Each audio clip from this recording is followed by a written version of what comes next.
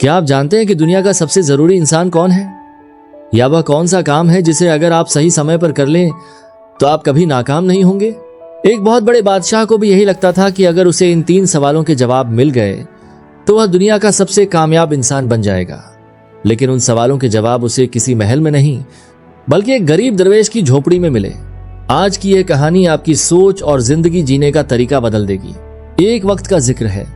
एक बहुत ताकतवर बादशाह था। उसके पास सब कुछ था मगर सुकून नहीं।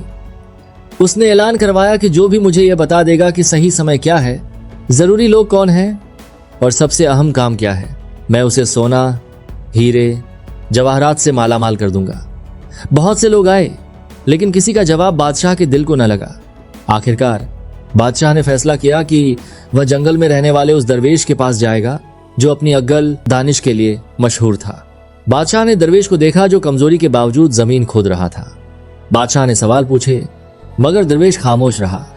बादशाह ने तरस खाकर खुद बेलचा पकड़ लिया और काम करने लगा। शाम हुई तो एक जख्मी शख्स वहां आया जो दरअसल बादशाह को कत्ल करने आया था, मगर रास्ते में सिपाहियों ने उसे जख्मी कर दिया।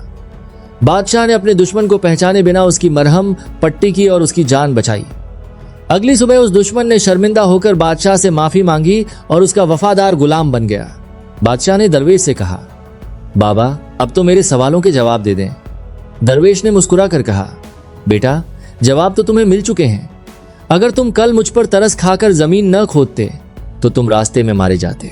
इसीलिए सबसे अहम समय वो था जब तुम जमीन खोद रहे थे। अहम इंसान मैं था और अहम काम मेरी मदद करना था।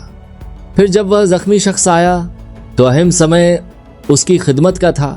अहम इंसान वो था और अहम काम उसकी जान बचाना था। दोस्तों, इस कहानी का सबक बहुत गहरा है। याद रखिए, सबसे अहम वक्त अब, द प्रेजेंट मोमेंट, क्योंकि सिर्फ इसी पर हमारा इख्तियार है। सबसे जरूरी इंसान वह है जो इस वक्त आपके सामने है और सबसे अहम काम अच्छाई है। हम अक्सर कल की फिक्र में आज को खो देते हैं।